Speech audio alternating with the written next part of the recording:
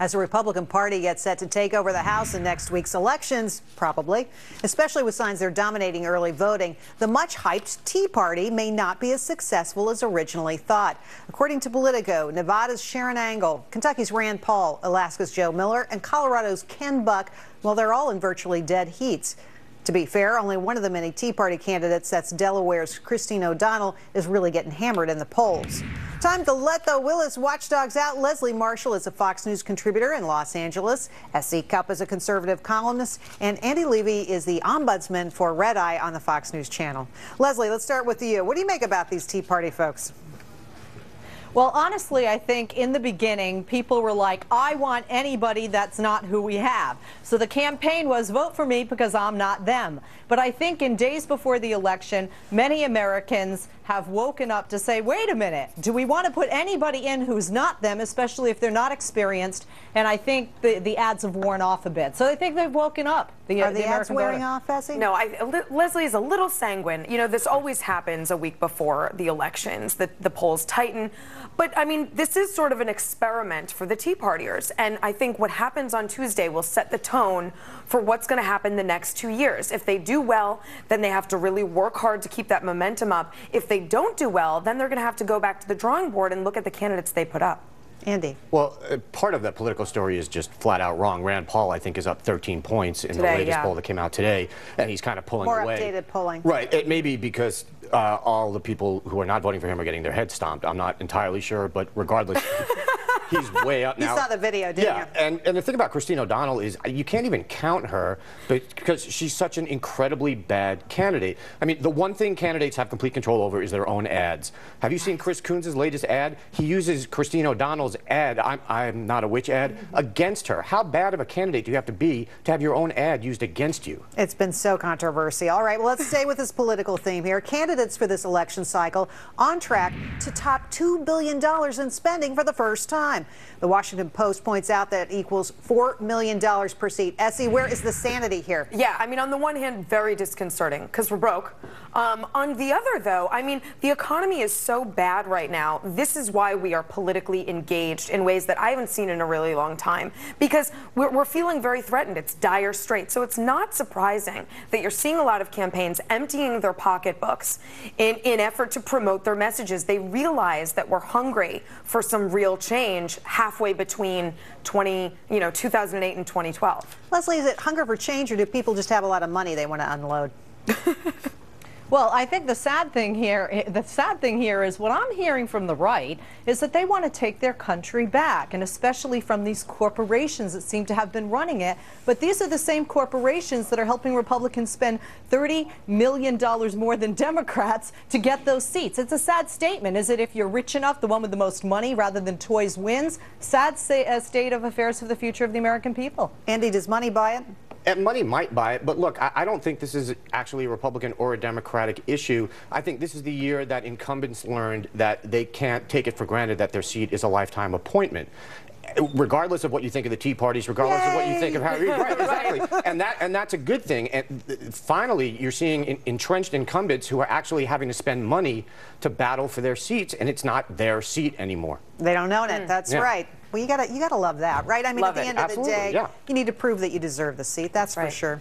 All right, the campaign supporting a Nevada constitutional amendment says the phone company they use to make automated calls wrongly programmed the time to call for between, get this, midnight and 1:15 a.m. Ouch. They later sent out more calls at a reasonable hour, and they apologized. But Andy, come on, people aren't going to vote for your candidate if you're calling them in the middle of the night. I'm an insomniac. I was surprised to find out that for some people 1:15 is the wee hours of the morning. That's kind of when I start getting going. That's why they call it Red Eye. Right. But here's what I like about this story. The company responsible for the calls, the head of the company apologized, and the guy said, quote, it was entirely our fault. You don't see that anymore.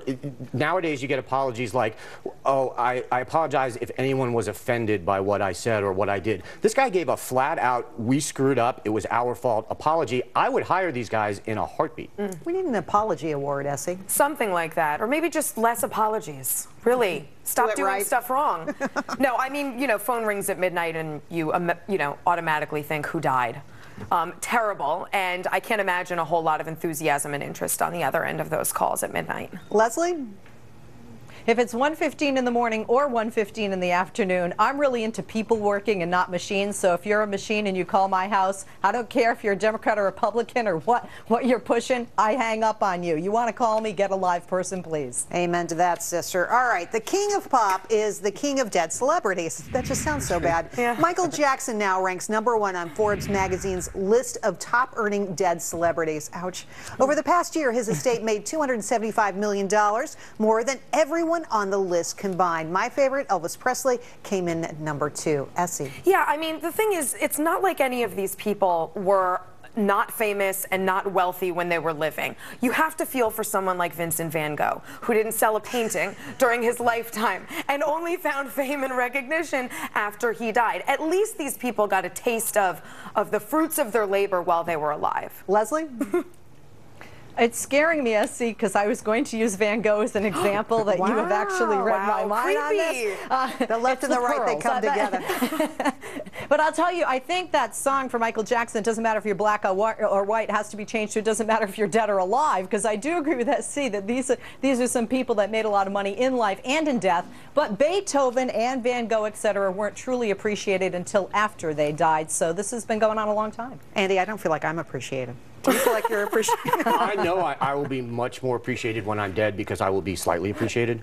So that's a good thing. But that's it's always been a good career move to die. This isn't new. It just is. The weirdest thing about this list to me, Steve McQueen was on it, which I think is kind of cool, but he's on it because companies like Dolce & Gabbana are using his image, and they've got a $238 hoodie with his picture on it, which I just feel goes against everything that his image stood for.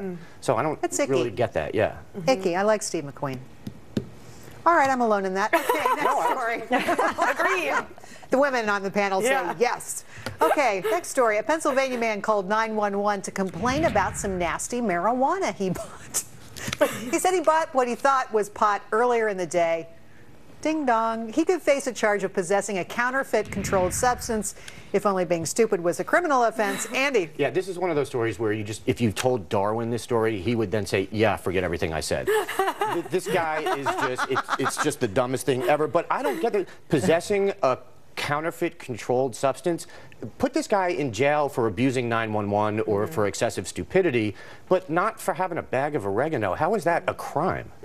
Oregano. Yeah. Shocking. That'll get you every time. Look, caveat emptor. Buyer beware. I mean, you don't always get what you pay for, whether it's legal or not. Sorry. I've wanted to return many a shoe from a shoe sale, and sale's over. No returns, no exchanges. Yeah, but you do freaky things with the shoes too. I do. Do we want to know what that is? But they're legal. You really don't. Okay. Leslie, please save me. Well, this is why we need to legalize drugs to save the 911 operators, if nothing else. And in addition to that, come on, guys, work with me. You're talking about sexy things with shoes, okay? I had to do something to get us out of that. And then on top of it, though, I think this is a pure example of this is your brain and this is your brain on drugs. So it'll help the PSA along a bit. But his brain wasn't even on drugs. His brain was on oregano. Right. Which this is your brain on oregano. You don't know what he was smoking before the oregano. It makes so much sense to me, Andy. I find it scary.